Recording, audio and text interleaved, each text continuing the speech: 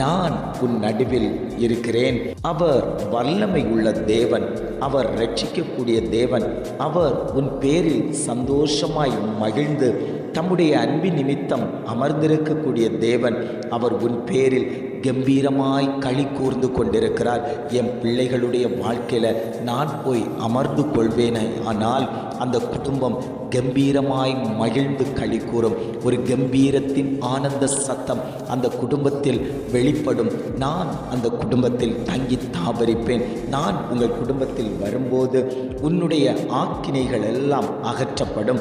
உன்னுடைய சத்ருக்கள் எல்லாரும் விலங்கி போவார்கள். இஸ்ரவேலின் ராஜாவாகிய கர்த்தர் உன் நடுவிலே இருக்கிறார். இனி உனக்கு தீங்கு வருவதில்லை. நீ இனி தீங்கை காணாதிருப்பாய். உன்னை தீங்கு பயன்படுத்தி உனக்கு விரோதமாய் எழும்புகிற பொல்லாத சக்திகள் உன் குடும்பத்தை விட்டு வெளியேறும். உன் ஆக்கினைகளை கொண்டு வந்து போடுகிற பாவத்தின் கட்டுகள், சாபத்தின் கட்டுகள் உன் குடும்பத்தை விட்டு விலகும். உனக்கு விரோதமாய் எழும்பக்கூடிய சத்ருக்கள் உன் குடும்பத்தை விட்டு அழிக்கப்பட்டு போவார்கள். காரணம் என்ன தெரியுமா?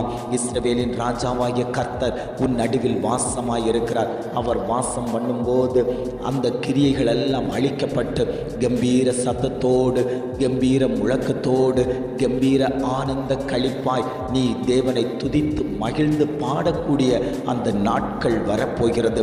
உன் குடும்பத்தில் தேவ சத்தம் ஒலிக்கப் போகிறது. சத்ருவின் அகங்காரம் முறியடிக்கப்பட்டு, சத்ருவின் கிரியைகள் அழிக்கப்பட்டு உன் குடும்பத்தில் தேவனுடைய ஆளுகை, தேவனுடைய பிரசன்னம் உன் குடும்பத்தில் உலாவப் போகிறது. காரணம் என்ன தெரியுமா?